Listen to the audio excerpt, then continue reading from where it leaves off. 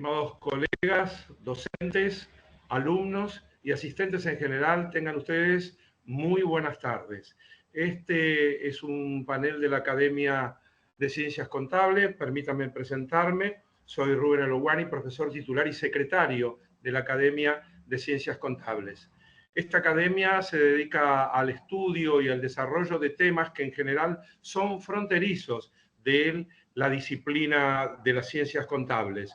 Y te agradecemos la oportunidad de poder presentar un panel en el espacio de este CON 2024, en la persona del señor decano, que nos permite presentarnos ante ustedes y poder compartir toda una serie de conceptos que son el objeto de estudio actual de la academia. Los temas del panel de hoy considero que son muy interesantes. Hace ya varios años la tecnología es un tema que de alguna manera está ocupando, si bien a toda la sociedad, en especial a nuestros profesionales, por la necesidad de la incorporación en el más alto y mejor nivel en todas las actividades laborales, profesionales y académicas, incluso porque la educación no escapa a la necesidad de considerar a la tecnología.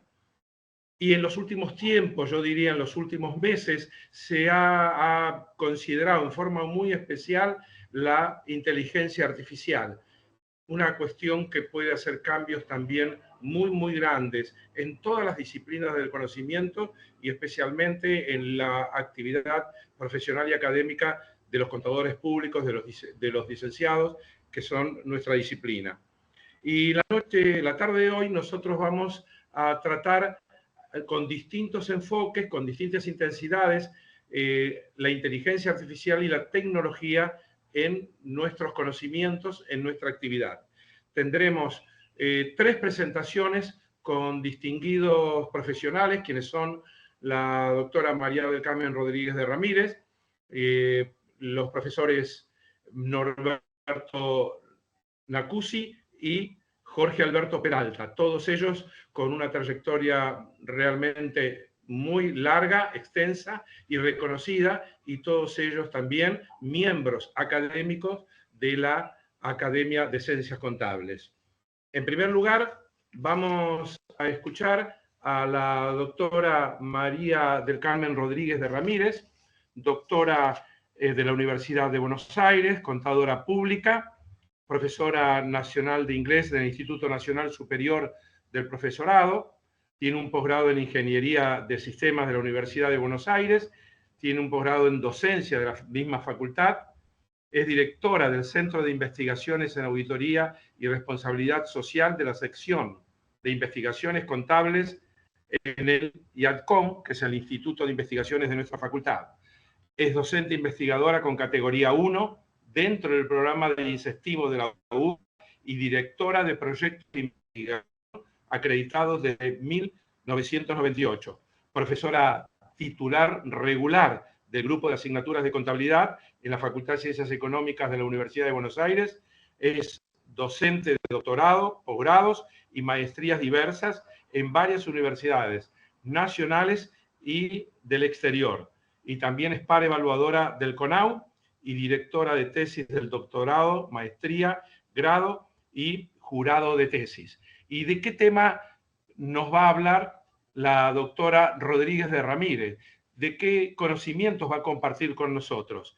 El título de hoy es El dominio del discurso contable y los destellos de la inteligencia artificial con un enfoque teórico disciplinario.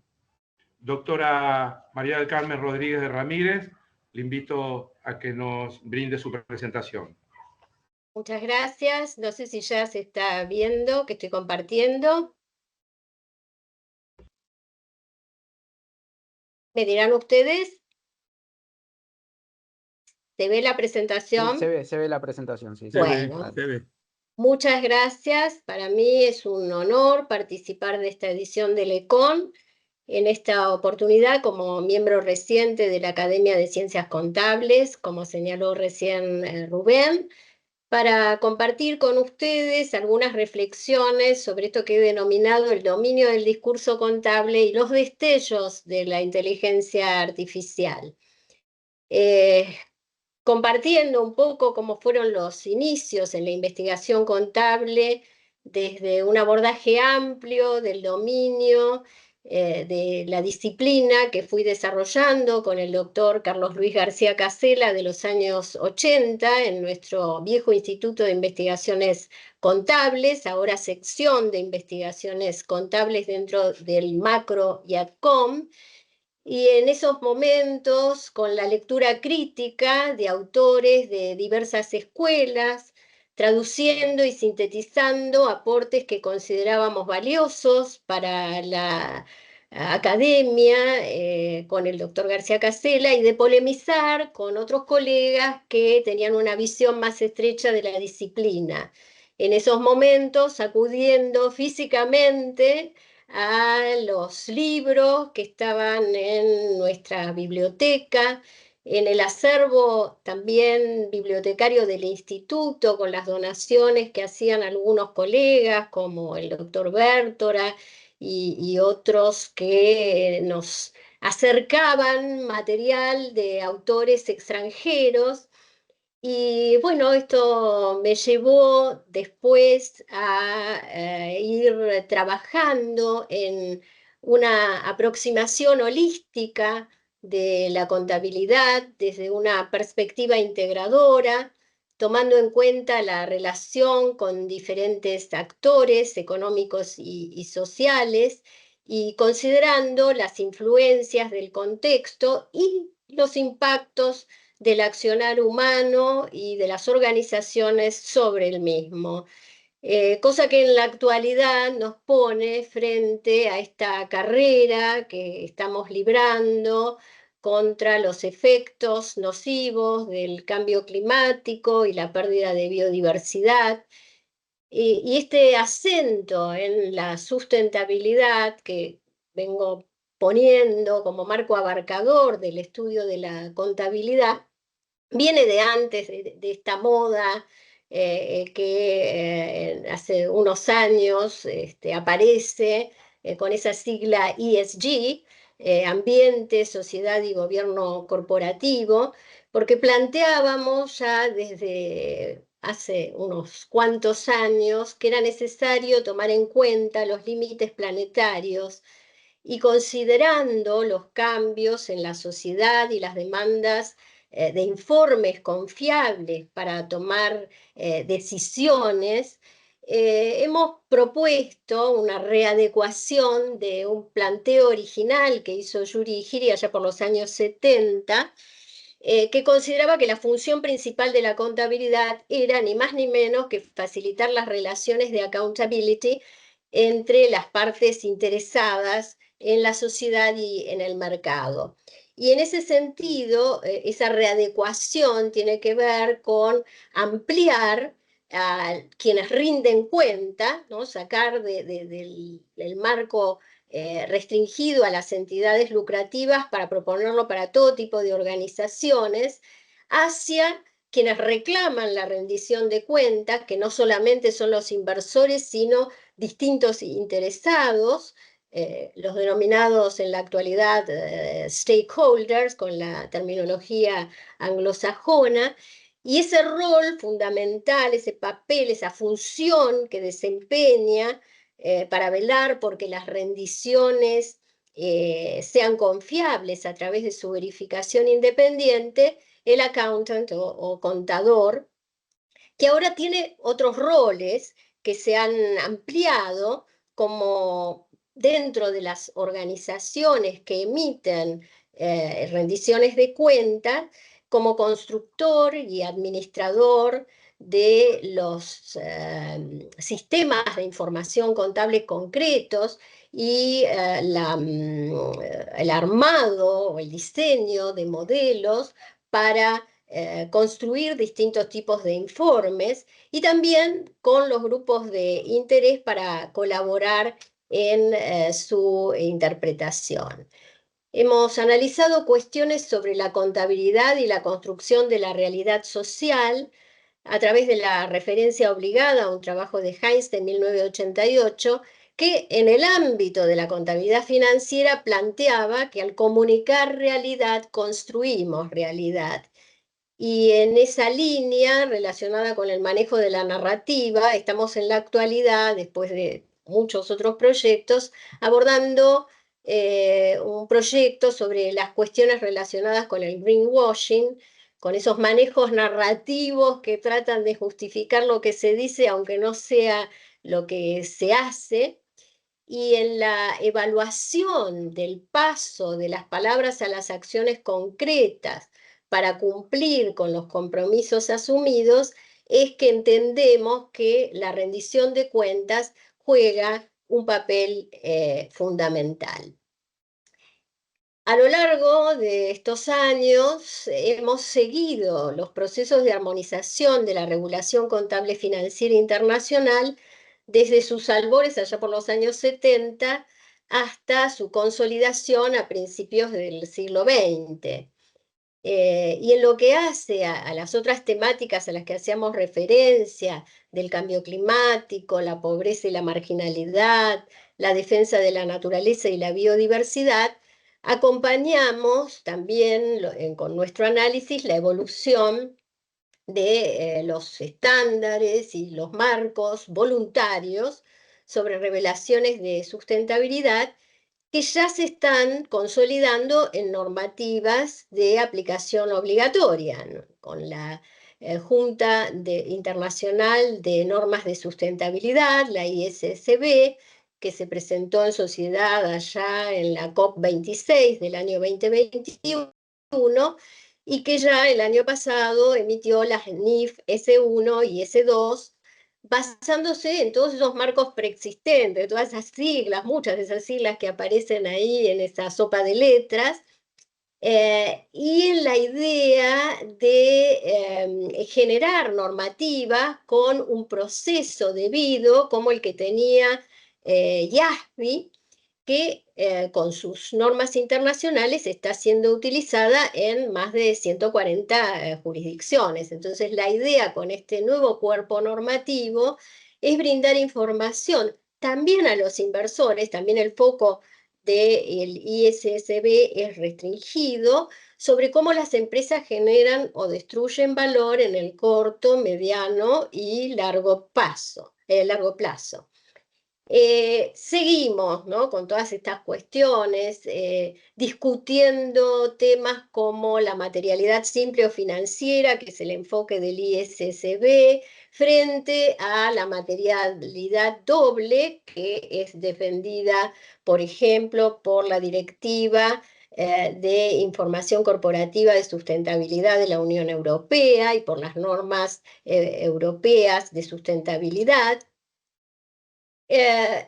Pero bueno, seguimos y en este camino, una primicia, se acaba de aprobar el 20 de septiembre de 2024 la norma internacional de aseguramiento 5000 de sostenibilidad, lo cual es bastante coherente en el sentido de que ya están las normas para producir estos informes, tiene que salir la normativa para proceder a su aseguramiento ayornada, porque antes teníamos una norma que era la 3000, pero esta 5000 se viene discutiendo ya desde hace más de un año y considerando las ideas de los distintos interesados para ir reformulándola. No vamos a hablar de ella, simplemente quería mencionar la primicia. Y sí voy a recordar, o voy a dar un ejemplo concreto que hemos estudiado desde sus orígenes, en el contexto este de que el cambio climático, más que una advertencia que pueden hacer los científicos o los gritos desesperados de los activistas ambientales, es algo que todos percibimos, como percibimos la pobreza y las enfermedades que ocasiona y aumenta el cambio climático. Pero yo lo traigo esto como un ejemplo de una inquietud que no viene de los márgenes o de alguna posición rara o esotérica, sino que viene de las entrañas del mundo financiero. Porque acá este señor que tenemos, que es McCartney, ex director del Banco de Londres, en septiembre, sí, pero de 2015, un poquito antes del Acuerdo de París, hablaba en este evento organizado por la aseguradora Lloyds de lo que él dio en llamar la tragedia del horizonte, ¿no? Que se refería a los riesgos, a que los riesgos climáticos no contemplados, tanto por las empresas como por los inversores, podrían provocar efectos catastróficos en el futuro y destruirían la estabilidad financiera global. O sea, esto no viene de los ambientalistas, ni mucho menos. Estamos hablando del foco ahí del mundo financiero, con este señor que decía, hay que poner en agenda de los reguladores y del sector financiero estas cuestiones. Y así se conformó el grupo de trabajo de revelaciones financieras relacionadas con el clima, el TCFD, que ya está incorporado a la Junta ISSB y que las normas de esa Junta también asumen en lo que eran las recomendaciones iniciales. Fíjense que estas recomendaciones que salieron en 2017 ya decía que deberían ser adoptables por todas las organizaciones, que se deberían incluir en las presentaciones financieras que realizaran las organizaciones, que estaban diseñadas para producir información útil y prospectiva para la toma de decisiones sobre impactos financieros, con un fuerte foco en los riesgos y oportunidades relacionados con la transición a una economía baja en carbono y estructurados en estas áreas que también recepta la norma de la nueva Junta: gobernanza, estrategia, administración de riesgo y mediciones y objetivos. En lo que hace a cómo aparecen en nuestro dominio disciplinar cuestiones referidas a la inteligencia artificial a las que hacía mención Rubén en la introducción, bajándolo a nuestra práctica cotidiana, aquí solo un punteo de ejemplos que he hecho que no necesariamente implican la utilización de la inteligencia artificial generativa basada en los modelos de lenguaje a gran escala que trabajan con miles de millones de datos desde fines de 2022 con la presentación o la irrupción del chat GPT.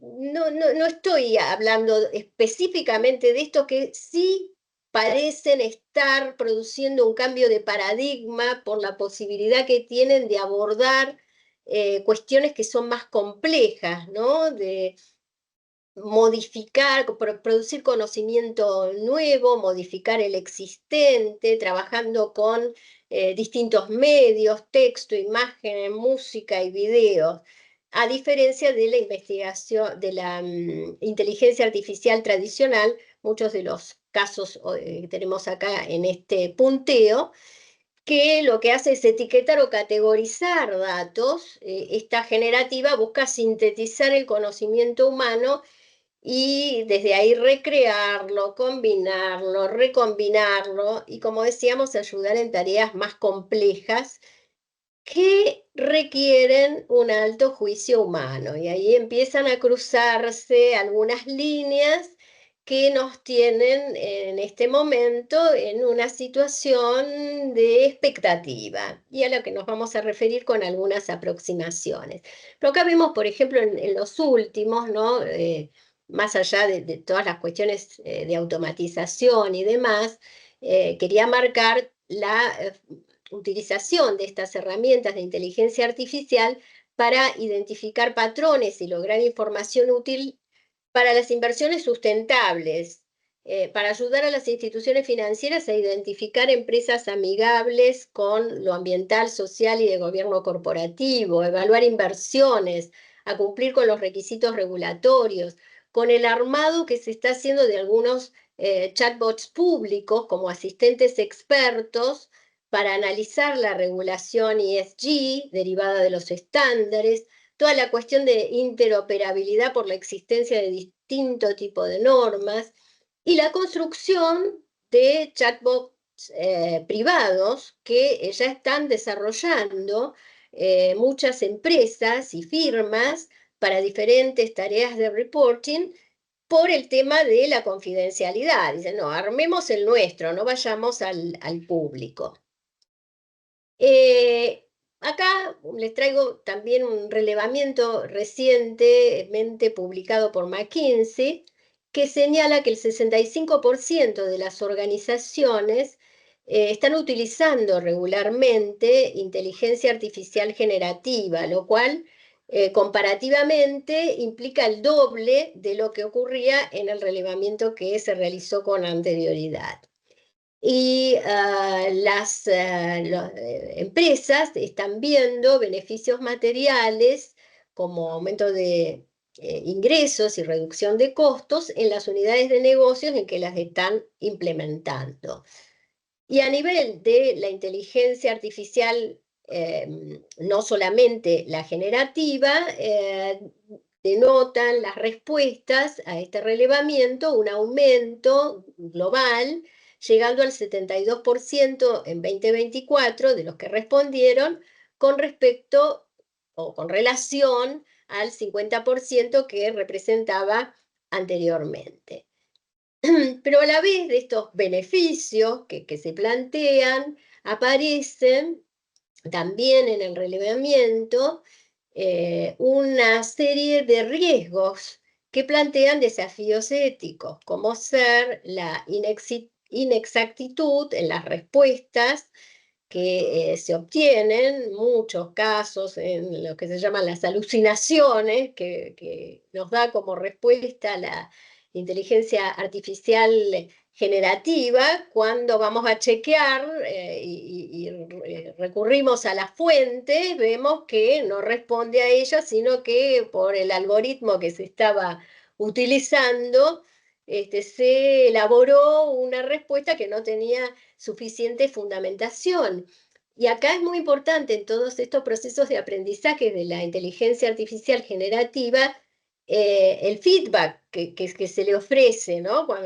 Y hay gente trabajando específicamente en esto, y cuando se recurre muchas veces al feedback de terceros, ¿no? Que no están específicamente en esta tarea, hay también una cuestión humana, ¿no? De no responder de la misma forma que se respondería a un ser humano, ¿no? Es decir, bueno, esto de la inteligencia artificial y no le respondo nada, entonces no le doy feedback, no aprende. Bueno, cuestiones ahí que se están trabajando también y que son sumamente interesantes. Otro de los riesgos que se plantean es el de la privacidad y propiedad intelectual, la ciberseguridad y, por supuesto, pero aparece en este relevamiento no al tope, sino más bien después de estos que señalamos, el desplazamiento laboral. Lo cual implica que las organizaciones tienen que implementar prácticas de mitigación y gobernanza acerca del funcionamiento y de la creación de la inteligencia artificial, lo cual están haciendo en poco porcentaje, solo el 18% de las empresas. Muchos pensadores han reflexionado sobre el efecto de la inteligencia artificial en la humanidad, las organizaciones, el planeta, y quisiera compartir con ustedes algunas miradas que me parecieron interesantes. Son 2 diapositivas nada más, se lo voy a hacer bastante rápido. Una es la de Carlos Montemayor. Asistió a una charla que organizó la Secretaría Académica de la UBA en noviembre del año pasado, era una de las primeras, y allí hablaba este autor, caracterizaba lo que era el avance hasta el momento de la inteligencia artificial, no como inteligencia, sino como automatización computacional sofisticada. Porque dice, hay atención, no hay conciencia. Porque si hubiera conciencia, es decir, experiencia subjetiva del ser, Esto tendría implicancias morales, habría que ver todas las cuestiones que tienen que ver no solamente con los controles, sino con los derechos que tendría este nuevo ser surgido de la inteligencia artificial. Y como punto opuesto, el del pensador israelí Harari, que considera que la inteligencia artificial se está convirtiendo en un agente activo, potencialmente mucho más poderoso e ingobernable, porque él piensa que, digamos que no está, es un filósofo, ¿no? Digamos, en la otra charla me parece que viene más de alguien que está en lo computacional, también no tiene más relación con esto. Bueno, este autor dice, es capaz de tomar decisiones, escapar a nuestro control y, si fuera así, moldear la sociedad, la cultura y la historia. Es decir, a diferencia de las tecnologías precedentes, eh, que eran una herramienta, utensilios pasivos en manos humanas, acá estamos frente a un agente. Estas miradas, si las vemos desde una perspectiva general y más cotidiana, más digamos, del medio en el que se hace referencia a los que apoyan y a los que están en contra de la inteligencia artificial, estaría en los denominados doomers, los fatalistas, y los boomers, los optimistas. Mientras los doomers se concentran en las amenazas, en el riesgo existencial, en la regulación que necesitan. Es decir, este riesgo existencial implica un riesgo existencial para la humanidad. Entonces hace falta regular, regular y regular, estrictamente. Mientras que los boomers dicen, no, hay muchas oportunidades, esto nos va a llevar al progreso, dejemos, desarrollemos y no regulemos. Y entre estas dos miradas opuestas, entre estas dos visiones radicalmente diferentes, sobre el desarrollo y la implementación de la investigación artificial, me parece interesante la de esta investigadora de la Universidad de Edimburgo, que plantea una tercera perspectiva que comparto y coincide con esta postura también de Montemayor, que no estamos todavía cerca de lo que se llama la inteligencia artificial general, Artificial General Intelligence, ¿no? Que es otro paso más allá. Por lo que dice esta investigadora, que el planteo que se está haciendo ahora del riesgo existencial es en parte un distractor para no tomar en consideración los peligros reales y actuales de las herramientas de inteligencia artificial. Considera que la aplicación responsable en áreas con impacto positivo para los seres humanos es una gran oportunidad que tenemos con esta herramienta, pero dice, bueno, vayamos a los peligros reales y señala estos tres que nosotros pusimos ahí, entre otros: daño psicológico sufrido por los trabajadores contratados para sanitizar modelos de inteligencia artificial, daños sociales causados por los sesgos persistentes y endémicos de los modelos de inteligencia artificial, y daños ambientales como la huella de agua y de carbón de los modelos de inteligencia artificial. Por último, preguntas que dejo, no hay soluciones, nos seguimos preguntando como investigadores siempre: ¿seremos reemplazados por la inteligencia artificial o aprovecharemos su potencial? Y como profesionales, la necesidad siempre de capacitarnos, de reinventarnos, de entender nuevas formas para colaborar en la administración y el control de recursos y en rendiciones de cuentas sobre su manejo, teniendo en cuenta los límites planetarios y priorizando al ser humano, que este es el enfoque que siempre asumimos para, no solo para nuestras investigaciones, sino para nuestra vida, ¿no? Y considerar cuestiones éticas implícitas en el desarrollo, la implementación y la difusión democrática de la inteligencia artificial. Como dato de color, les comparto que esta fotito que puse acá me la dio la inteligencia artificial, porque le dije, a ver, contadores e inteligencia artificial, ¿qué foto me podés dar? Y me da esta que refleja, como no iba a serlo, el estereotipo del contador. ¿no? Fíjense ahí qué formalitos que están todos, y hasta la inteligencia artificial, ¿no? Está muy formal, vestido ahí con el chalequito, la corbata y demás. Esto nos dice, trabaja con lo que tiene, y lo que tiene hasta ahora de los contadores es que somos señores y señoras muy formales. No sé si será esto verdad en la actualidad, pero por la información que tiene, es lo que nos puede dar. Y bueno, solamente para dejarles para pensar, ¿no? Una reflexión de Pablo Freire, que lo que nos dice es: la educación no cambia al mundo, cambia a las personas que van a cambiar al mundo. Y en eso pensamos quienes somos docentes de la Universidad de Buenos Aires, y calculo que todos los docentes, por esto que nos guía, que tiene que ver con estos ideales que sostenemos también como marco a todo lo que hacemos en las aulas, en la investigación y en la vida profesional. Bien, muchas gracias. Les dejo ahí el mail y voy a dejar de compartir. Bueno, académica doctora Rodríguez Ramírez, muchísimas gracias por la presentación y creo que sí, todos tomamos el guante y el desafío, especialmente en nuestra facultad, de buscar la manera y encontrar la manera de cambiar las personas, que es el camino para cambiar el mundo. Muchísimas gracias por la presentación. Ahora vamos a poder recibir la segunda presentación, que está a cargo del académico Norberto Marcelo Nacusi, quien es contador público. Se desempeñó por más de 36 años en Argentina y en la región latinoamericana, donde estuvo a cargo del área de servicios financieros y fue nombrado como CEO en Argentina en el 2019. Ha realizado distintos trabajos de auditoría de estados contables, revisiones de procesos, emisiones de acciones y deudas, tanto locales e internacionales, auditorías internas, evaluaciones de due diligence, revisiones de calidad y otros trabajos relacionados.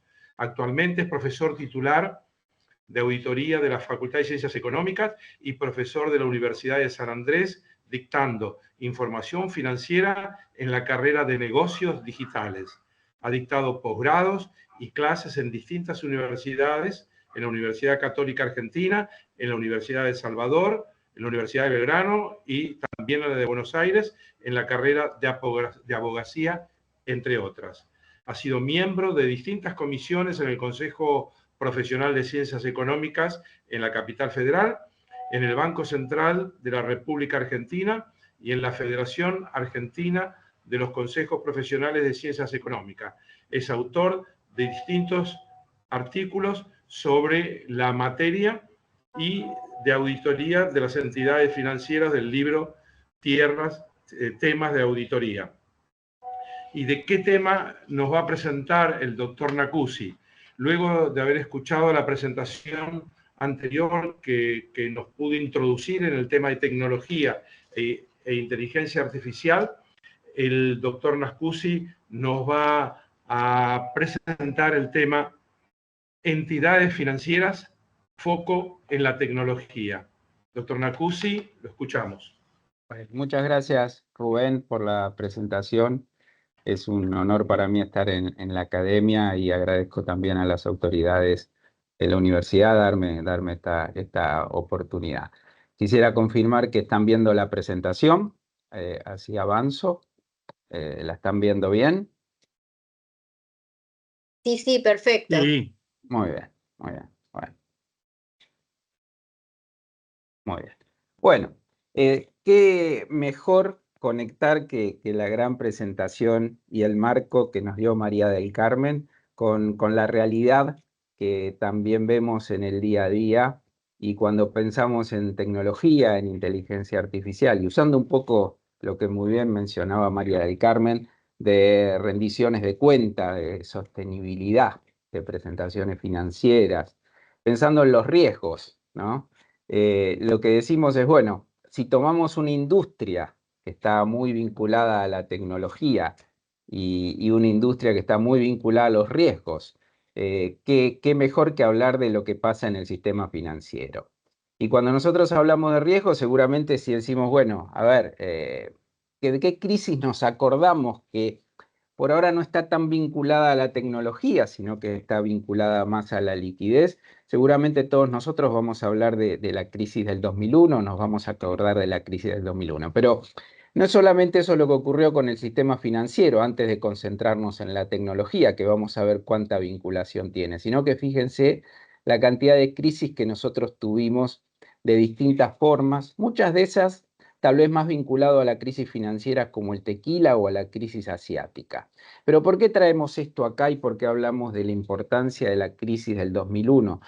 ¿Y por qué hablamos tanto de historia si nos va a mezclar con tecnología? Porque lo que decimos es que en todos estos casos, el sistema financiero y sus crisis económicas, y vamos a volver a repetir la importancia del tema tecnológico, porque esto es algo que cada vez va a adquirir una preponderancia mayor. En todas estas cuestiones, en todas estas crisis, hubo pánico bancario, crisis de monedas, pérdidas de derechos de los depositantes. Y vamos a ir viendo cómo se vinculan los riesgos con la tecnología y por qué hoy podemos decir que las entidades financieras hacen foco y sobre todo los reguladores hacen foco en el tema de inteligencia artificial.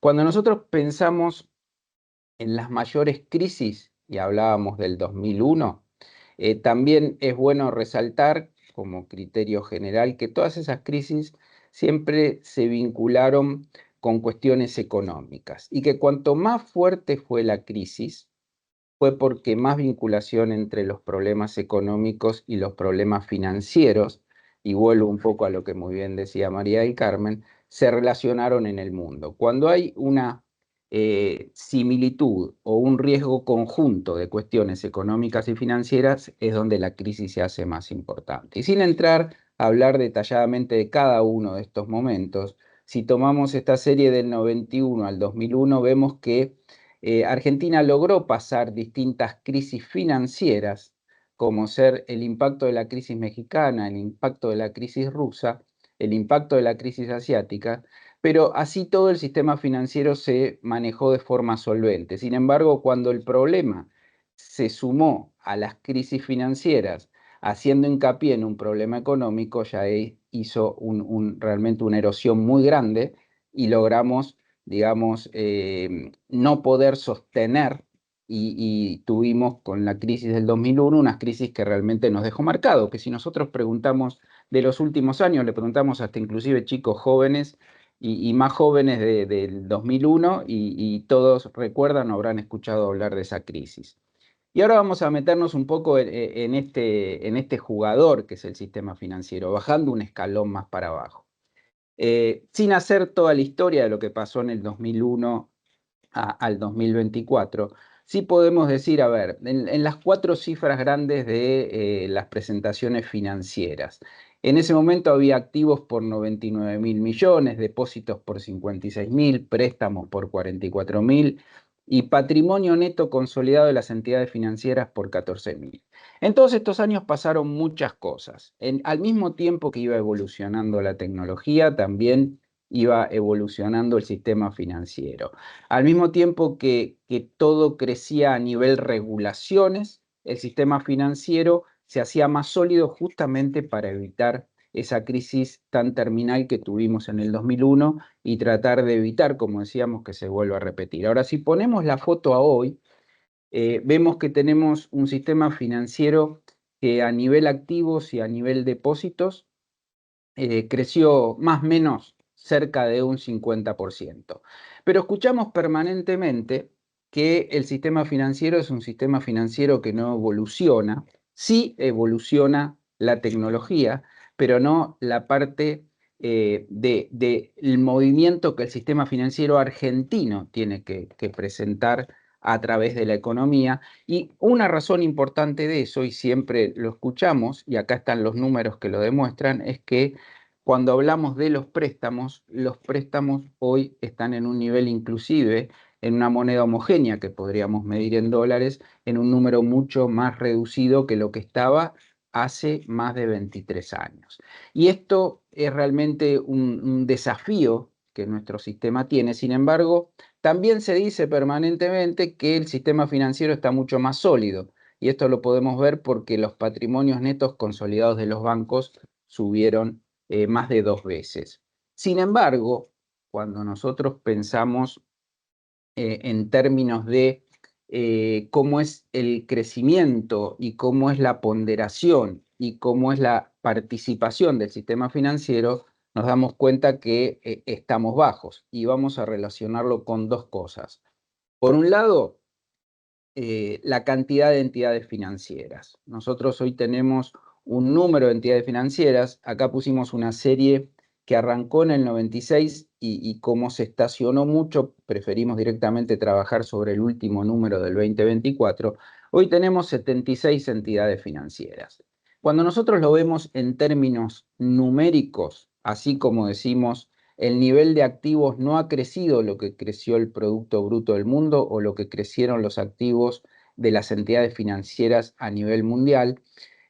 Cuando pensamos en términos de cantidad de entidades financieras, todavía tenemos un número elevado comparado con los niveles de activos que tenemos. Por lo cual, si lo pensamos a futuro, y esto no se relaciona tanto con la tecnología, pero sí con la cantidad de entidades financieras, podemos aventurarnos a decir que posiblemente este número siga reduciéndose para adelante, lo que no quiere decir que el volumen de capacidad de préstamos o el volumen de capacidad de depósitos que vamos a tener se va a ir reduciendo. En realidad, cuando nosotros pensamos en cómo compara nuestro sistema financiero con otro sistema financiero, como puede ser el sistema financiero americano, seguimos diciendo que nuestro sistema financiero sigue siendo pequeño.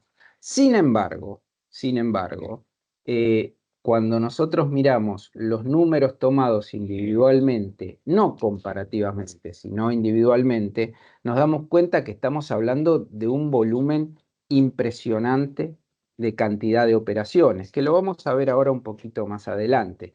Y cuando nosotros pensamos en un volumen de transacciones de 8 millones de cuentas corrientes, de más de 100 millones de cuentas de ahorro, de más de 25 millones de titulares de tarjeta de crédito solo en el sistema financiero, en los bancos, decimos, ahora empezamos a entender por qué la tecnología es tan importante para los bancos, por qué los bancos hacen foco en la tecnología, porque más allá de que sea un sistema financiero pequeño, los volúmenes que operamos son impresionantes para pensar en cualquier forma de gestionarlos, de administrarlos, de controlarlos.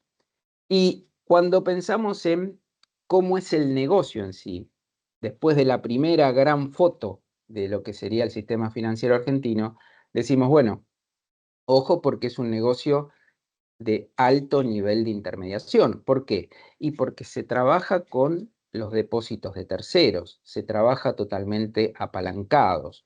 Por ejemplo, cuando nosotros pensamos que el patrimonio de un banco es una vez y que los depósitos son 6, 7 veces esa vez, el nivel de apalancamiento del sistema es enorme y el nivel de utilización del capital de terceros es muy grande. Cuando pensamos en riesgos y pensamos en los riesgos de usar plata de terceros, decimos, aquí tenemos que poner mucha más tecnología y tenemos que hacer mucho más foco, porque además de pensar en lo que son, digamos, trabajar con plata de terceros, también tenemos que pensar en el significativo volumen de transacciones que tenemos.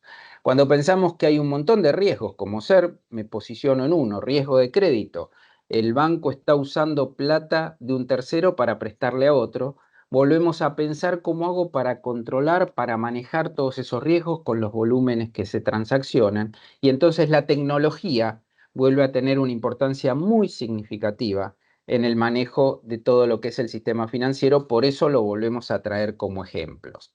El tema de la alta exposición a los riesgos y a las crisis económicas locales y del exterior. Y acá quiero hacer un comentario adicional. Sin embargo, la participación del Producto Bruto financiero en el Producto Bruto Total de Argentina sigue siendo bajo. ¿Por qué? Por los bajos volúmenes operados de los préstamos y los depósitos. Sin embargo, y lo vamos a ver ahora, el nivel de transaccionabilidad que hay es realmente enorme. Y el otro tema a tener presente, y que también vuelve a estar instalado la tecnología, es todos aquellos negocios que manejan los bancos a través de subsidiarias o fideicomisos. Por ejemplo, todas las operaciones que se cursan a través de las sociedades de bolsa. Con todo esto que acabamos de decir, decimos, bueno, con todo ese análisis de cantidad de volúmenes hasta ahora y que vamos a seguir explicando, con todo ese tema de riesgos, que es el que principalmente decimos que se gestiona a través de los fondos que se reciben de terceros. ¿Qué es lo que hace el sistema? ¿Qué es lo que hace el regulador? ¿Qué es lo que hace el Banco Central? Y bueno, sin lugar a dudas, el Banco Central tiene que ser un organismo de control muy fuerte, y así lo es. Nosotros trajimos acá simplemente como enunciación, decimos lo que sería el CAMELS o lo que sería la supervisión permanente. ¿Qué es el CAMELS? Es la forma en la cual el Banco Central controla a los bancos. Con la C, que es ver si están capitalizados, con la A, ver si tiene buenos niveles de activos, con la M, que es de management, para ver si tienen buenos niveles de gerenciamiento, la E, que es de earnings, de resultados, la L, que es de liquidez, la S, que es de solvencia. El Banco Central revisa permanentemente a las entidades y les hace una supervisión permanente, y la supervisión permanente es tanto in situ como de forma remota. ¿Por qué? Porque justamente lo que tiene que tratar de hacer es de controlar esa plata que es de terceros y cómo estas entidades intermediarias, como decíamos antes, lo utilizan. Y ahí volvemos a pensar en los volúmenes que tenemos y volvemos a pensar en qué tan importante es la tecnología y sobre todo la inteligencia artificial, porque esto viene de una evolución que podríamos decir que es Big Data, Data Análisis y llegando ahora a inteligencia artificial, que es lo que vamos a hablar más adelante. Sin entrar en detalles por una cuestión de tiempo, tenemos que saber que el Banco Central hace un control absoluto de todas las aprobaciones de nuevas entidades, de fusiones, de adquisiciones. Es el organismo primario a nivel control. ¿Por qué decimos esto? Porque si un banco quiere entrar en la bolsa, el control que va a hacer la bolsa, la CNB, la SEC en el exterior, es más que nada a nivel cuidado del minoritario, del accionista minoritario. Pero todo lo que son controles de la operatoria, de la tecnología, de los volúmenes, eso lo va a seguir siempre teniendo el Banco Central como organismo de control primario. Este es un detalle de dónde se focalizan los principales riesgos y controles y las principales normas. Déjenme nada más hablar de una para que se entienda como ejemplo y a dónde queremos apuntar. Los bancos están tan regulados y tan controlados que, por ejemplo, tienen que hacer pruebas permanentes de stress testing. ¿Qué son los stress testing? Saber ante distintos escenarios cómo responderían sus activos, sus pasivos, cómo respondería su liquidez, cómo respondería su nivel de capitalización. Y eso lo hacen con distintos escenarios de movimientos de volúmenes, con distintos escenarios de tasas, con distintos escenarios de situaciones cambiarias que pueden ocurrir. Ese es uno de los tantos controles y las tantas normas que el Banco Central permanentemente hace sobre las entidades. Piensen en los volúmenes que se operan y piensen cómo la tecnología tiene que participar muy activamente en todo lo que es también información para que el Banco Central procese y controle.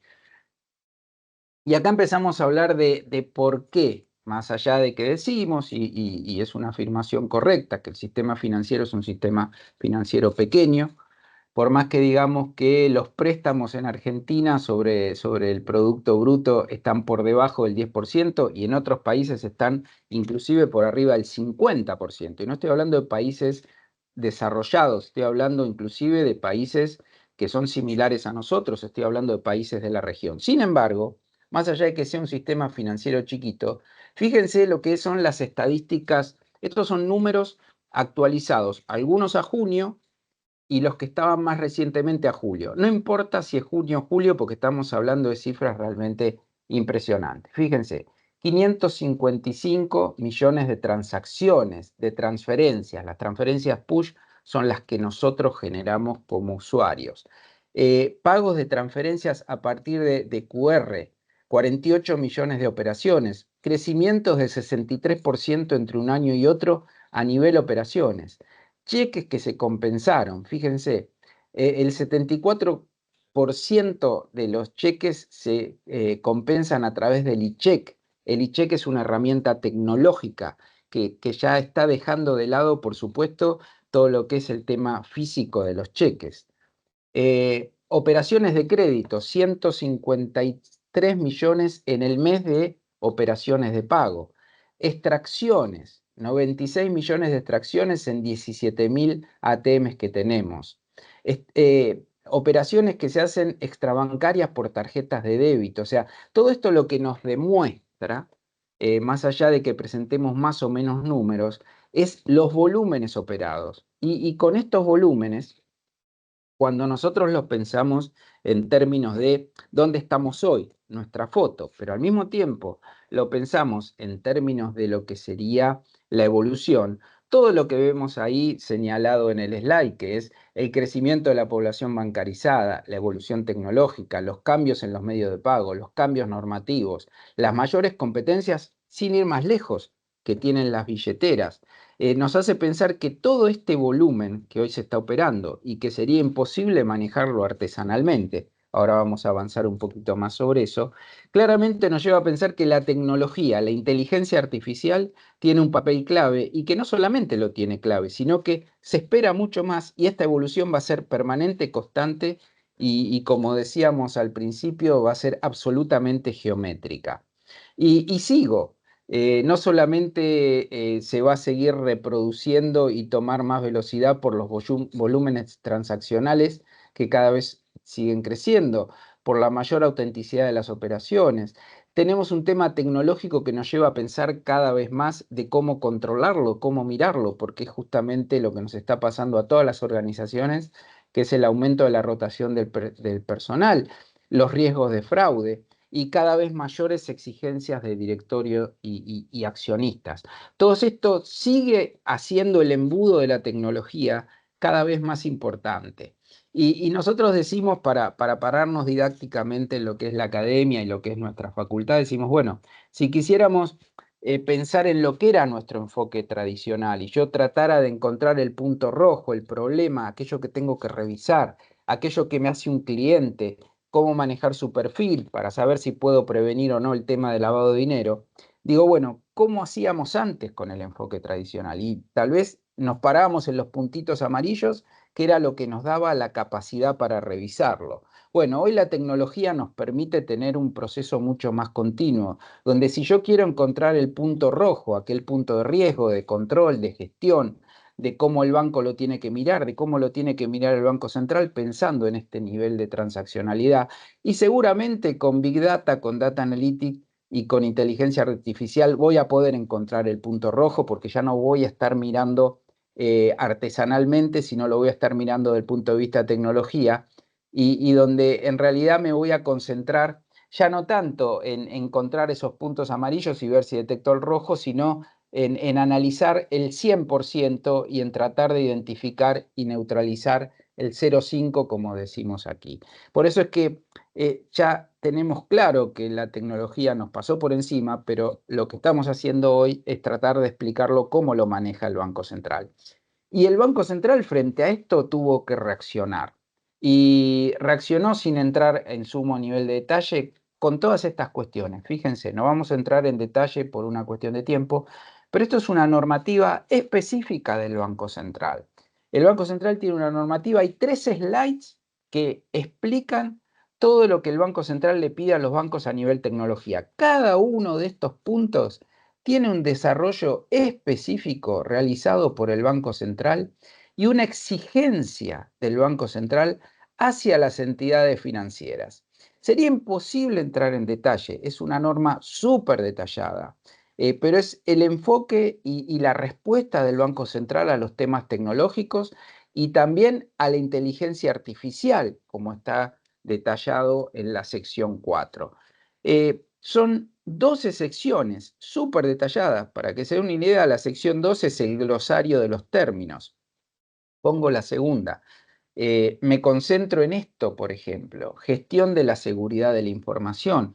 No solamente le preocupa al Banco Central cómo se gestionan los datos, sino también cómo se gestiona la seguridad de los datos. Un ejemplo, el Banco Central obliga a las entidades a que haya un director de seguridad, que es distinto del director de tecnología.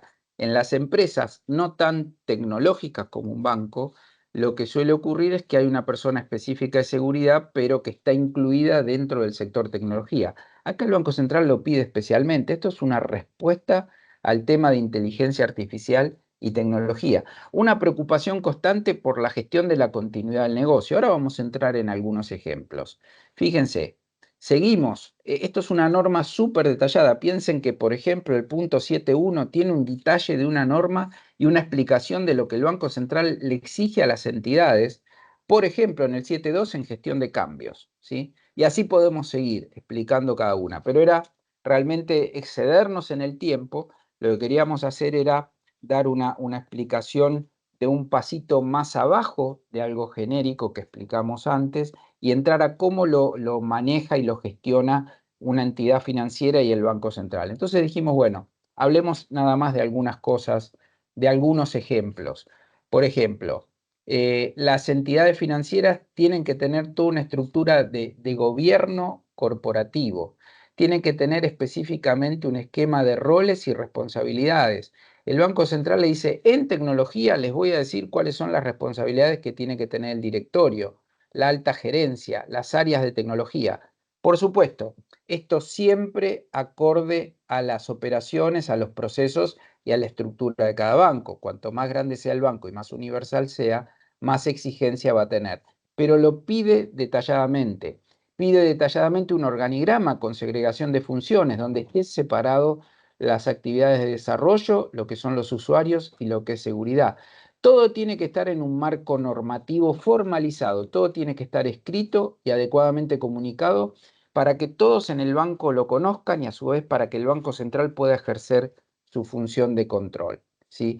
Todo lo que son proyectos tienen que tener planes detallados. Vamos a ver después que también tienen que tener presupuestos. Y cuando habla específicamente de la inteligencia artificial, por supuesto, mucho más detalladamente que lo que trato de ejemplificar, habla de que, ojo, tienen que tener muy claramente documentados los objetivos de esa inteligencia artificial. Si lo hace el propio banco o lo hacen los terceros. ¿Qué software utiliza? Y tiene que quedar relevado y documentado todo el tema de los algoritmos de inteligencia artificial y cómo eso impacta en cada uno de los procesos. Tiene que haber roles y responsabilidades en la definición de quién maneja y gestiona la inteligencia artificial. 2 slides más para terminar. Dentro de esa norma tan detallada donde veíamos los títulos, el Banco Central concentra muchísimo el tema de riesgos de tecnología y también de riesgos de la inteligencia artificial, explicando que esto tiene que tener inclusive un mapeo de qué tolerancia tenemos al riesgo. Habla de todo un tema de estrategia de tecnología de la información. Habla de todo lo que es la gestión de los datos y la gestión de seguridad de la información, no solamente de los datos, y que todo el tema de continuidad de operaciones tiene que estar muy respaldado y que tiene que haber planes de negocio. Menciona específicamente todo el tema de arquitectura empresarial, cuál va a ser la estructura, cuál va a ser el modelo y cómo eso se relaciona con la estrategia y los procesos. Y sin entrar a detalle, porque realmente es una cuestión de tiempo y nos llevaría mucho más de lo que queríamos transmitir. Hay normas específicas de infraestructura de tecnología, no solamente de infraestructura de tecnología, también de mantenimiento de los softwares. Hace especial hincapié en los planes de capacitación, donde incluye los temas de inteligencia artificial. Se concentra, y lo sabemos por todos los riesgos que tenemos, inclusive se mencionó recién cuando se hablaba del marco de inteligencia artificial, en todo lo que es ciberseguridad, reportes de gestión, todo un esquema de control, que el banco va a tener que tener un esquema de risk management, como estaba en la norma, específico, y además de Risk Management va a tener que tener áreas específicas que hagan el control. Auditoría externa, auditoría interna, el directorio tiene que tener su propio plan de control. Y a su vez, como si esto no fuera suficiente, si el banco se posiciona en recibir servicios de terceros, ¿cuál es la relación que tiene con esos terceros?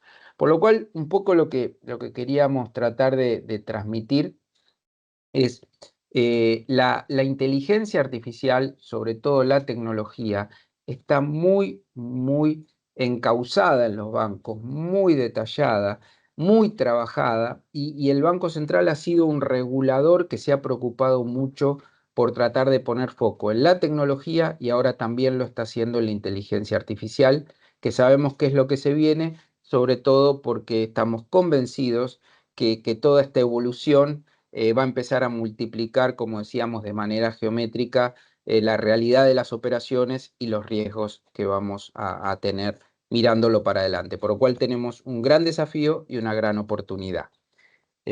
Bueno, muchísimas gracias. Hasta acá llegó Rubén.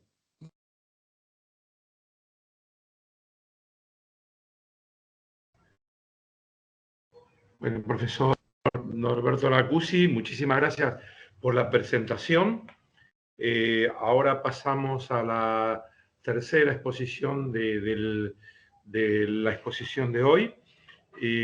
Va a estar a cargo del profesor Jorge Alberto Peralta, quien es contador público, posgrado en especialización de docencia, es profesor titular consulto en la Universidad de Buenos Aires, profesor de posgrado en la especialización de costos y gestión en las organizaciones, es asesor del decano de la Facultad de Ciencias Económicas de la UBA y director general del Centro de Estudios de Gestión y Costos y es director técnico ejecutivo del mismo centro.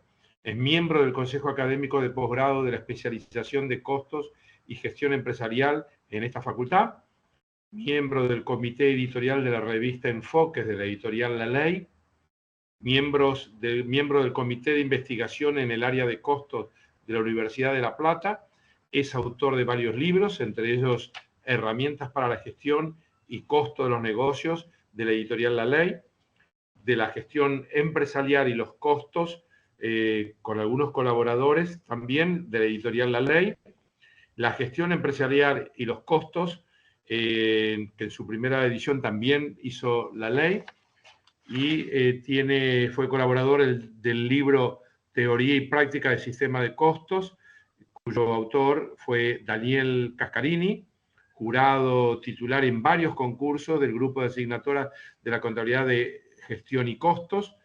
Tiene el premio de la Facultad de Ciencias Económicas a la trayectoria en la actividad académica y como en su actividad laboral profesional trabajó en varios grupos económicos importantes del país. Siguiendo con el tema de tecnología e inteligencia artificial, ahora con un enfoque ya un poco más particular, el título de la presentación del profesor Peralta es Cuestiones vinculadas al control presupuestario y el aporte esperado de la inteligencia artificial. Profesor Peralta, escuchamos su presentación. Bueno, muchísimas gracias, profesor Rubén Luani, por la presentación. Muchas gracias a las autoridades de la facultad por esta oportunidad de participar de este congreso importante.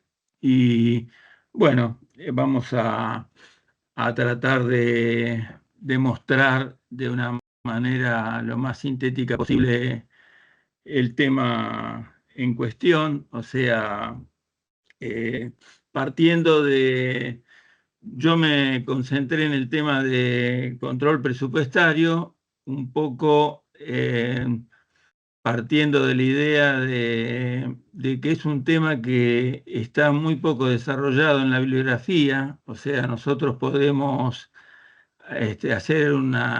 abarcar, digamos, muchas hojas en libros de tanto nacionales como internacionales referidos al tema de planeamiento, pero vemos que luego queda muy reducida la participación en cuanto a control presupuestario se refiere, entendiendo claramente que un sistema es un conjunto de partes interrelacionadas que persigue un determinado objetivo, que ese conjunto de partes interrelacionados, refiriéndonos a planeamiento, está integrado fundamentalmente por el estado de resultados, por el estado de flujo de efectivo, digamos, o también conocido como origen y aplicación de fondos, y por todo el tema vinculado con el presupuesto de inversiones.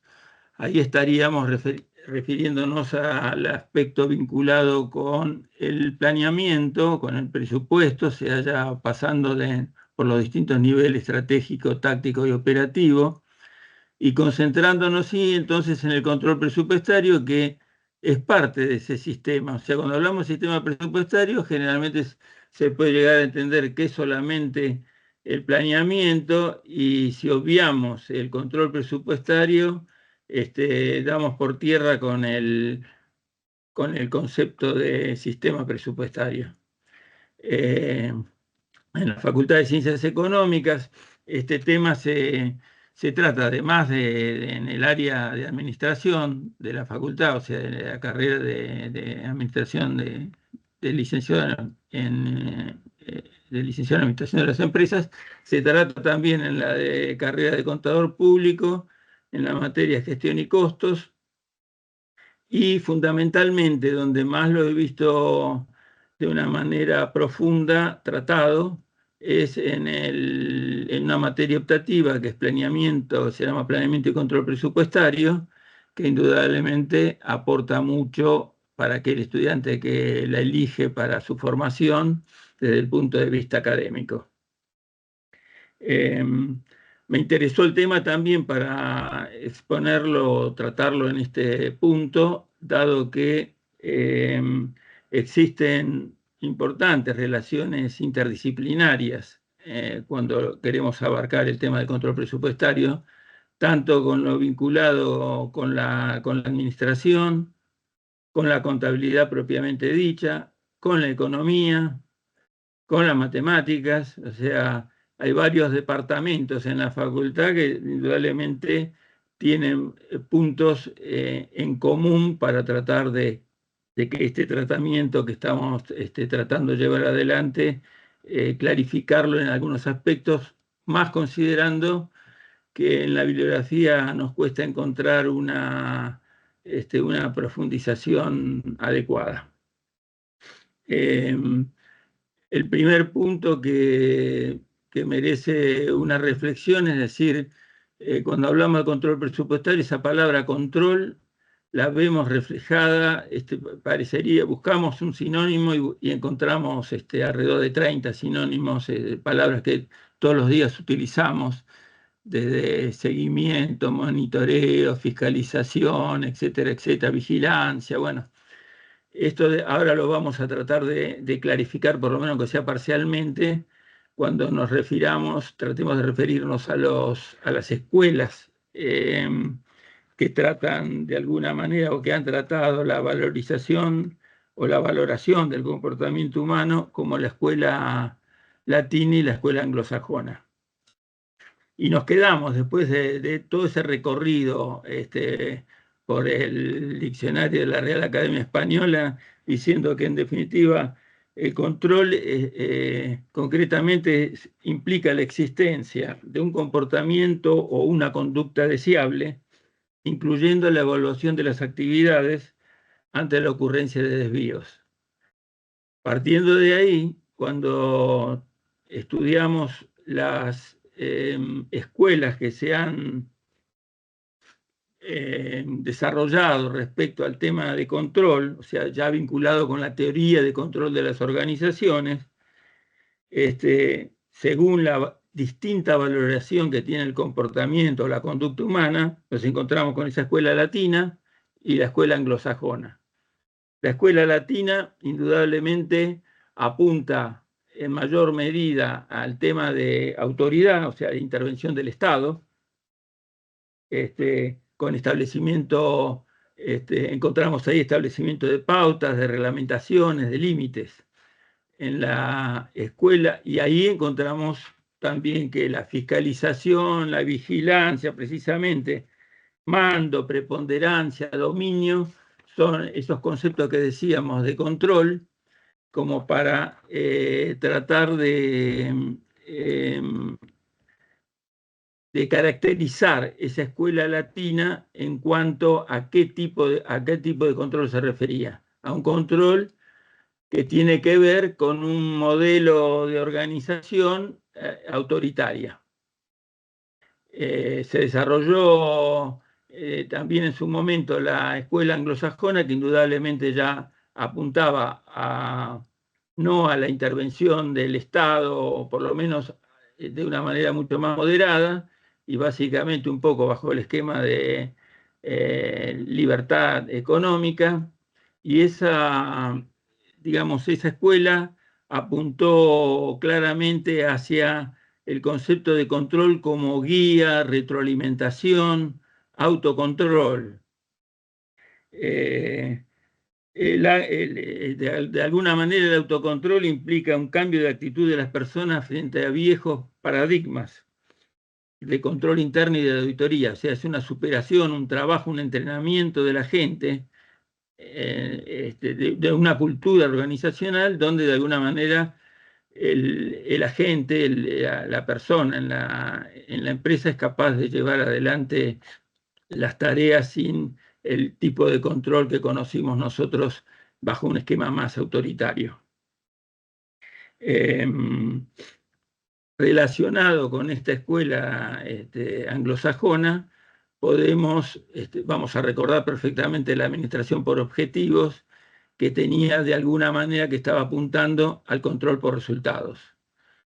Bueno, la administración por objetivos, después de algún tipo de perfeccionamiento de la evolución, acordemos que de alguna manera nace con Peter Drucker en el 1954, bueno, ha tenido todo un desarrollo, ha habido algunas modificaciones, pero en la parte neurálgica básica de esta administración por objetivos, también llamada dirección por objetivos o gestión por objetivos, los principales lineamientos han quedado firmes.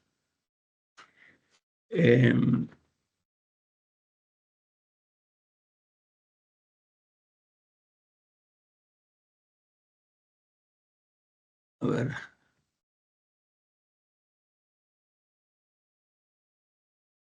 Pasamos a la siguiente diapositiva.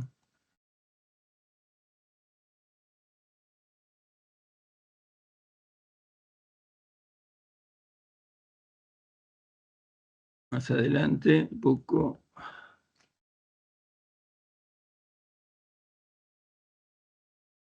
Otra.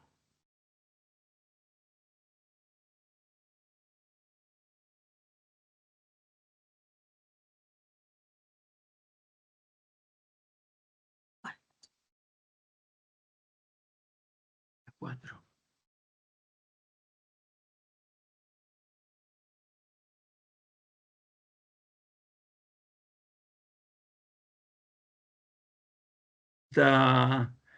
En esta parte de la exposición enganchamos entonces lo que tiene que ver con el sistema de control, que debe reflejar el modelo de la organización de la mejor manera posible, siempre enfocando a la evolución del negocio.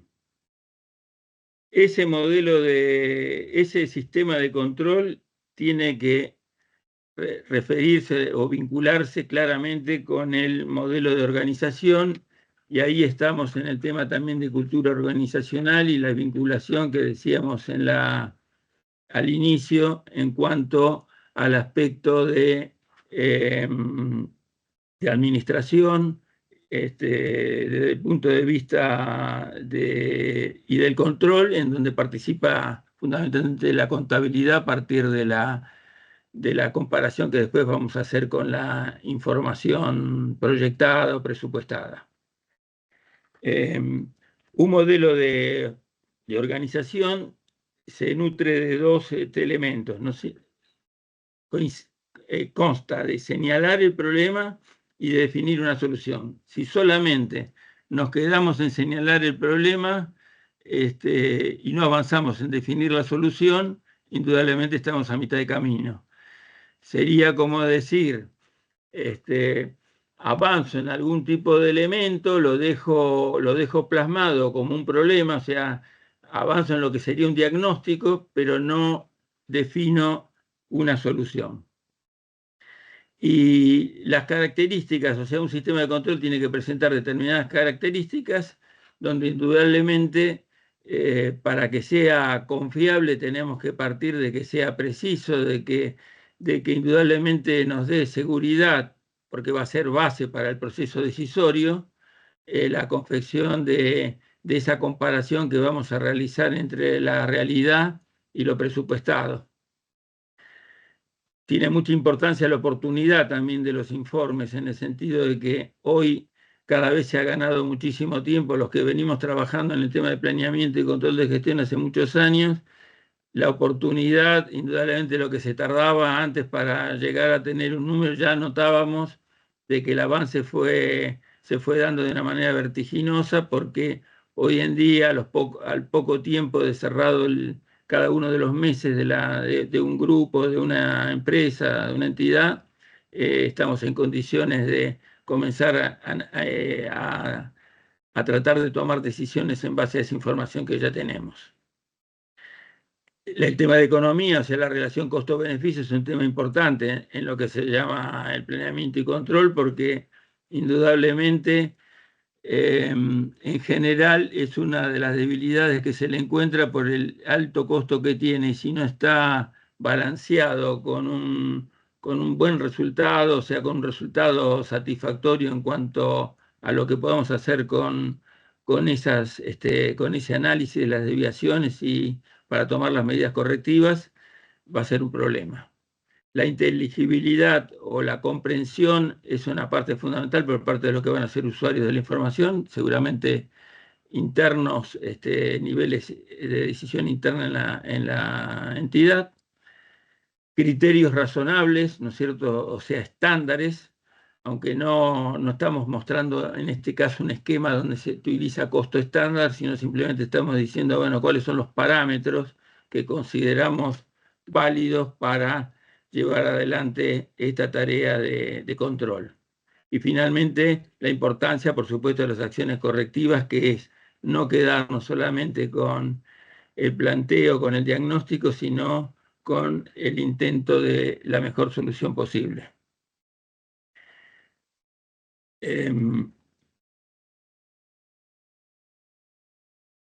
Ahí cabe hacer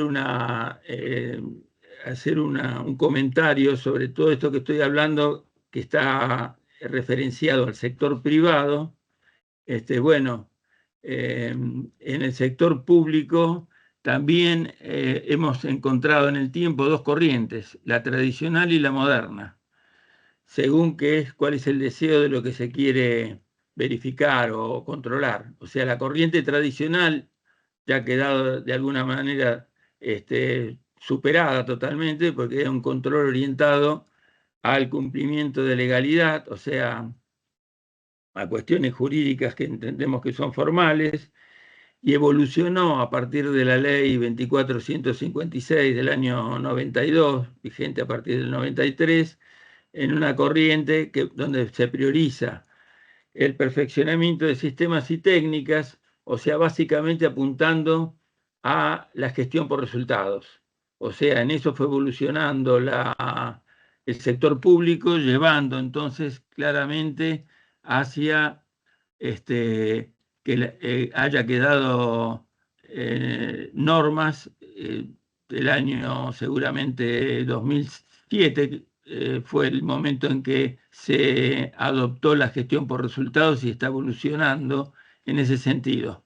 Aunque después vamos a hacer un comentario en cómo se encuentra el sector público respecto al privado, no solamente en cuanto a herramientas novedosas de gestión o más avanzadas, sino también en cuanto al tema de inteligencia artificial. Bueno, la incidencia de distintos tipos de control en cuanto a esta herramienta de control presupuestario, simplemente pasamos por señalar para que vayamos tomando dimensión del tema de que el tipo de control que nosotros podemos aplicar en esta herramienta de control presupuestario puede ser ex ante, o sea, preliminar, puede ser concurrente, o sea, a medida que se van gestando las operaciones, o puede ser a posteriori, o sea, ex post, o sea, preliminar o ex ante, concurrente y ex post. Con lo cual eso es importante para ver en qué medida podemos entrar con el control preliminar en una forma de alerta, de tomar en cuenta las alertas tempranas, de hacerlo concurrente, evitar en la medida de lo posible que el error se consuma y tratar de llegar antes a través de el sistema que tenga implementado cada empresa.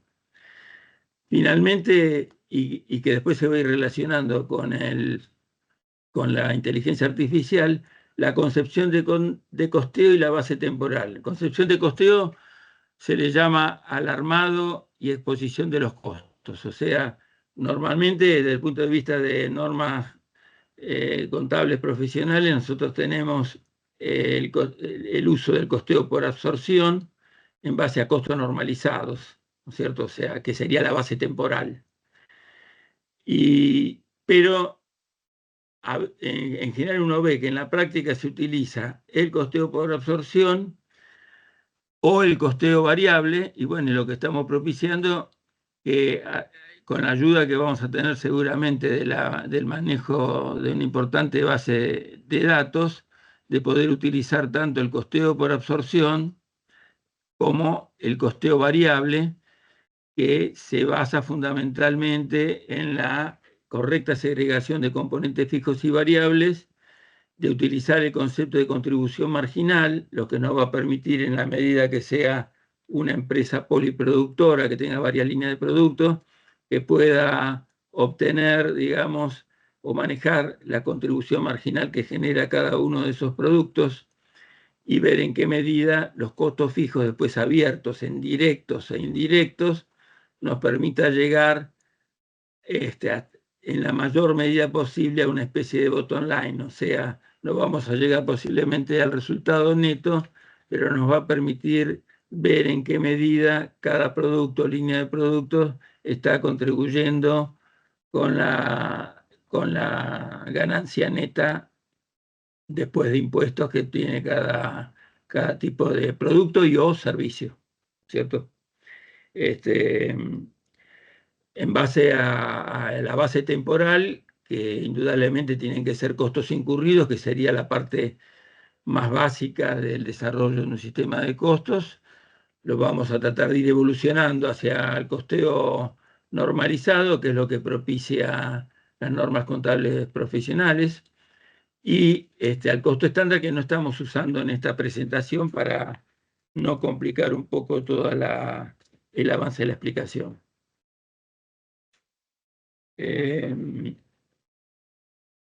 Otro tema importante en el tema de control presupuestario es el que se origina en la fase de planeamiento.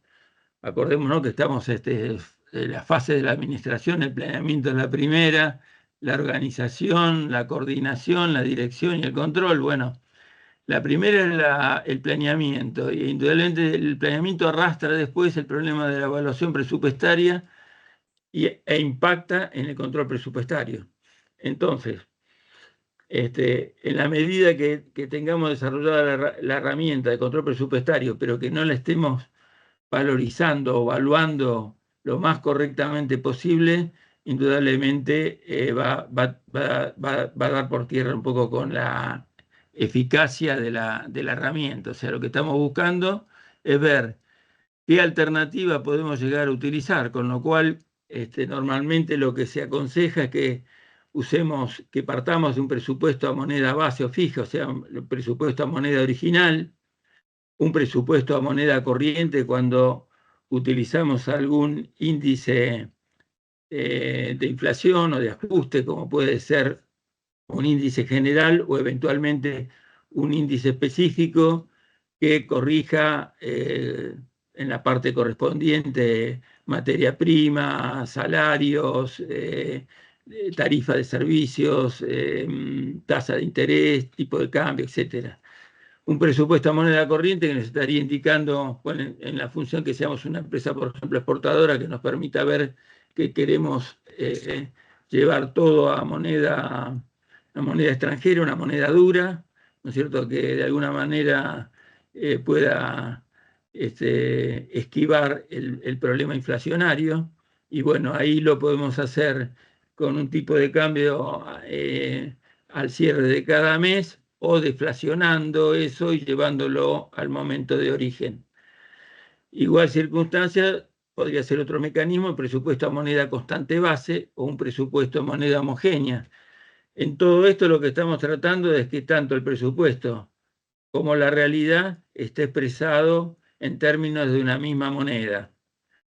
Esta situación indudablemente es la más conveniente, digamos, y aspiramos a que el manejo, la evolución tecnológica permita que en la empresa no se maneje solamente una de estas alternativas, sino que se pueda manejar más de una, tratando de buscar la manera de ver qué está ocurriendo. Serían distintos escenarios monetarios de controles, y en función de eso analizar, tener la posibilidad de hacer un análisis más contundente sobre este tipo de elementos que es clave para el éxito de un control presupuestario.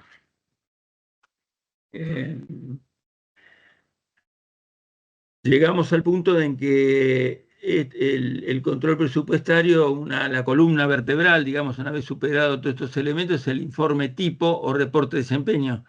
En general tenemos pocos esquemas al cual podemos acudir desde el punto de vista de la bibliografía que nos indique cuál puede llegar a ser el más conveniente. Indudablemente, volvemos acá al tema de que si estamos en condiciones por el avance tecnológico de trabajar con distintos escenarios, utilizar distintas concepciones de costeo, de hacerlo el desarrollo del presupuesto, que puede ser global o que puede ser por áreas o por áreas de responsabilidad o por centro de costo, bueno, va a ser importantísimo que avancemos con mucho más información que ahora está vedada un poco por esa relación costo-beneficio entre lo que nos cuesta tener la información y los beneficios que nos puede llegar a dar. Eso yo creo que va a ser una de las grandes ventajas.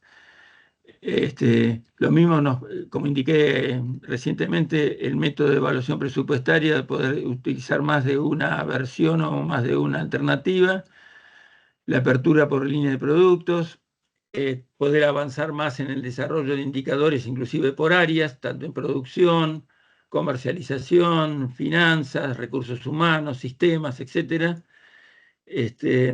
Y la estructura mínima, digamos, del control presupuestario, sabiendo que es solo un componente importante del control de gestión. El control de gestión está por arriba del control presupuestario, no hay que confundirlo. El control presupuestario estaría conformado por una comparación de los indicadores macroeconómicos utilizados, los supuestos macroeconómicos utilizados en la proyección que está haciendo la empresa versus los que se han dado en la realidad. Últimamente, indudablemente, con todo este impacto inflacionario y todas las situaciones que hemos vivido, es más notorio que tiene que empezar el análisis por esta parte. Y después referenciar a un control económico, que es un estado de resultados, el control del estado de resultados que surge de la contabilidad, que puede ser en moneda histórica ajustada por inflación, o NIF si resulta así de las normas contables, o por la aplicación de la normativa, ¿sí? El control patrimonial y después también el control de inversiones. O sea, ahí estaríamos tratando de que esos aspectos económico, patrimonial, financiero y de inversiones quede reflejado la comparación entre el real y el presupuestado y trabajar a fondo con el análisis de variaciones. Podemos analizar separadamente la situación legal impositiva, que según el tipo o la naturaleza del negocio puede ser sumamente importante, y un resumen de indicadores que pueden ser, en general, son cuantitativos, porque la mezcla de cuantitativos y cualitativos nos estaría dando, ya estaríamos utilizándolo en el control de gestión, que es más,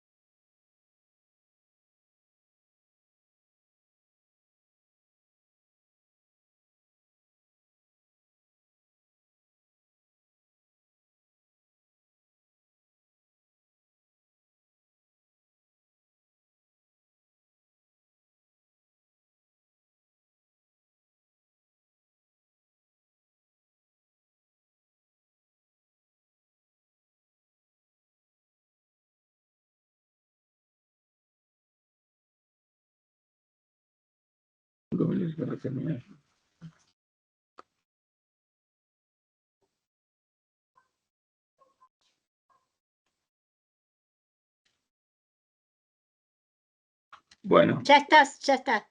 Gracias. Bueno, nos quedaría para terminar un poco la parte del desarrollo de la herramienta de control presupuestario, lo que sería análisis de variaciones. Ahí indudablemente lo que estamos proponiendo es que esa determinación de cálculo de variaciones se puede hacer en general, se puede llevar adelante de dos maneras, o sea, mediante la aplicación de fórmulas matemáticas o con la utilización de lo que se conoce como presupuesto flexible.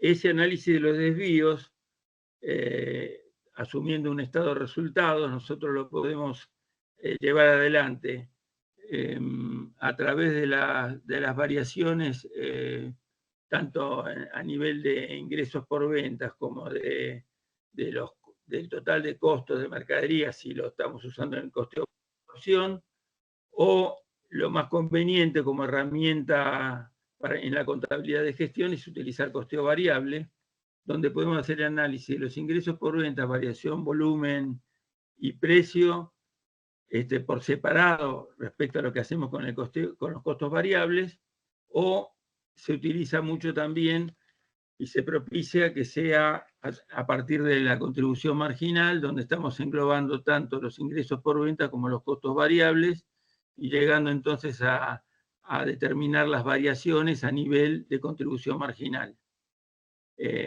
Ahí le vamos a agregar para empresas poliproductoras la variación mezcla, que es muy importante y que tiene que ver con parte de la variación volumen que estamos obteniendo nosotros a ese nivel de contribución marginal. Esa variación volumen también la podemos abrir después en variación tamaño de mercado y posicionamiento, lo que se llama market share, de tal manera que de esa manera vamos a ir profundizando para tratar de llegar a generar o a conocer las variaciones y las causas de esas variaciones para que eso nos habilite a la mejor toma de decisiones posible a partir de las medidas correctivas que se adopten. A nivel de los costos fijos, indudablemente el tema está un poco más concentrado y lo que nos quedaría es por trabajar separando lo que se comportan como costos fijos estructurales y costos fijos operativos. Finalmente, antes de entrar en la consideración de la inteligencia artificial, todo el control presupuestario es muy importante porque de él surgen, en relación con una cierta coherencia con los objetivos, la política de recompensas. La política de recompensas que la mayoría de las empresas adopta es tratar de, a partir de motivar, en función de la motivación, el compromiso, etcétera, de individual o colectivo o de un área determinada de la empresa, es trabajar con un reconocimiento de premios que pueden ser monetarios o no monetarios. Y esto realmente es un tema que incentiva mucho. En definitiva, ahora nos viene la consideración del aporte esperado de la inteligencia artificial, que son organizaciones que, o sea, yo parto de la base de una organización que actualmente utiliza tecnología 2010 y que tiene que iniciar una transición hacia la inteligencia artificial. No es una empresa que ya está aplicando inteligencia artificial ni que está tan lejos. Está en un punto intermedio y en algunos casos vemos empresas que han dado algún paso adelante adoptando la nube, o sea, mejorando un poco ciertos aspectos desde el punto de vista de resguardo de la información y vinculado con el procesamiento de la misma, y para ver cómo puede llegar en algún momento a ir avanzando, o sea, con un determinado plan en la implementación de inteligencia artificial. Aspectos previos, hay que considerar aspectos previos a la implementación de la inteligencia artificial, que tiene que ver con asegurarse de disponer de datos limpios y bien estructurados, o sea que tiene que ver con la calidad de los mismos, seleccionar dentro de lo que es la inteligencia artificial las herramientas que resulten más adecuadas, indudablemente, como puede ser todo el tema de aprendizaje automático, etcétera. Una necesaria capacitación del personal, indudablemente condición sine qua non para que esto funcione, y considerar la eventualidad de que cuando queremos implementar la inteligencia artificial, no se choque con algún otro sistema, o sea, el desafío de ver cómo encaramos, por ejemplo, con algún otro sistema que esté vigente. Indudablemente, la aplicación de la IA, yo lo veo claramente en las organizaciones desde el punto de vista de que el procesamiento de una gran cantidad de datos va a posibilitar mejorar la precisión, eliminar errores y sesgos humanos, un seguimiento en tiempo real de las variaciones, de ese análisis de variaciones que comentamos, avanzar en el análisis predictivo, tener patrones de los datos de la empresa, agilizar indudablemente la preparación de los presupuestos y con lo que fuimos comentando, abrir muchos temas que ahora se están haciendo bajo un solo escenario, inclusive los escenarios cuando armamos los presupuestos del planeamiento del optimista, el normal y el pesimista, bueno, que muchas veces se soslaya para manejar una sola vertiente. Bueno, esas eran, yo creo que va a ser muy positiva la incorporación. Hay empresas que ya están trabajando con esto y bueno, y calculamos que en ese caso, por ejemplo, en la organización donde yo me estoy desempeñando, en año y medio, 2 como mucho, se puede estar avanzando en esto y ya se está trabajando y concientizando sobre el tema. Bueno, muchísimas gracias. Damos por terminado la charla. Profesor Peralta, muchísimas gracias por la exposición y ya vamos terminando esta actividad de la Academia de Ciencias Contables. Escuchamos reflexiones respecto de los destellos de la inteligencia artificial en la disciplina contable, el foco de tecnología de las entidades financieras y cuestiones vinculadas al control presupuestario a la espera de aportes de la inteligencia artificial. Fue una breve presentación de las actividades de la Academia de Ciencias Contables, de las tareas que está realizando en la actualidad. La Academia de Ciencias Contables está ubicada físicamente en el Departamento Académico de Contabilidad de la Facultad de Ciencias Económicas de la Universidad de Buenos Aires, y desde el punto de vista de comunicación también, ya que cualquier interés que quieran manifestar o consultas pueden dirigirlas al mail, al correo electrónico del Departamento Académico de Contabilidad de la Facultad. El correo electrónico es contabilidad@economica.uba.ar.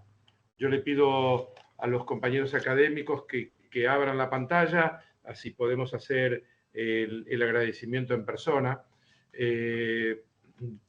Académica María del Carmen Rodríguez de Ramírez, académico Norberto Marcelo Nacusi y académico Jorge Alberto Peralta, muchísimas gracias por el aporte que hicieron y por estar presente de esta manera con la Academia de Ciencias Contables. Queremos agradecer también desde aquí a todos los colegas, docentes, alumnos y a todos los asistentes que nos acompañaron en esta presentación.